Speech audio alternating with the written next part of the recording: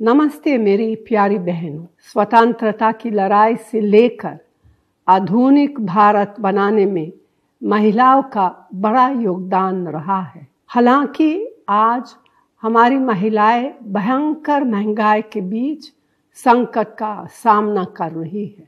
उनकी मेहनत और तपस्या के साथ न्याय करने के लिए कांग्रेस एक क्रांतिकारी गारंटी लेकर आई है। कांग्रेस की महालक्ष्मी योजना हम गरीब परिवारों की एक महिला को हर साल 1 लाख रुपए देंगे। कर्नाटक और तेलंगाना में पहले से ही हमारी गारंटी ने करोड़ों परिवारों की जिंदगी बदल दी है। चाहे मनरेगा हो, चाहे सूचना का अधिकार हो, शिक्षा का अधिकार हो और भोजन सुरक्षा जैसी हमारी योजनाओं से कांग्रेस पार्टी ने लाखों भारतीयों को ताकत दी है।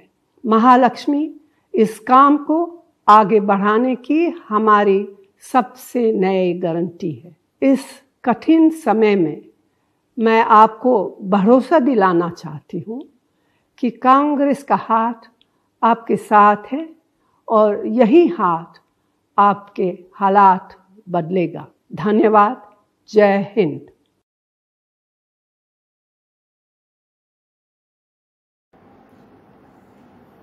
निवडणुकीच्या तोंडावरती महिलांची दिशाभूल करणारी विधानं करण्यामध्ये मवियाच्या नेत्यांची मोठी स्पर्धा चाललेली आहे। काँग्रेसच्या अध्यक्षा सोनियाजी गांधी यांनी आता जाहीर केलेलं आहे की महिलांना 1 लाख रुपये देऊन महालक्ष्मी नावाची योजना ते सुरू करणार आहेत। म्हणजे एक आपण ज्याला म्हणू की बाजारात तुरी अजून आहे, त्याच्या आधीच महिलांना कुठेतरी आश्वासनं फक्त देऊन सांगायचं, ते सुद्धा निवडणुकीचा चौथा टप्प्याचं मतदान चालू असताना अशी घोषणा करायची आणि काही राज्यांमध्ये काँग्रेसचं सरकार असताना अशी घोषणा करायची। म्हणजे सरळ सरळ खरं तर आचारसंहितेचा भंग आहे। आतापर्यंत बचत गटांना कमी व्याजामध्ये कर्ज मिळवून द्या हे वारंवार सांगून सुद्धा केंद्र सरकारने केलेलं नव्हतं। या उलट नवीन आलेलं महिला धोरण, केंद्र सरकारचं जेंडर रिस्पॉन्सिबल संपूर्ण बजेट, अशा अनेक घोषणा अटल बिहारी वाजपेयी आणि नंतर मोदी साहेबांनी केलेल्या आहेत। आणि त्यामुळे सोनियाजी गांधी यांचं जे आश्वासन आहे ते म्हणजे खरं सांगायचं तर अत्यंत एक महिलांची दिशाभूल करणारं अशा प्रकारचं ते आश्वासन आहे।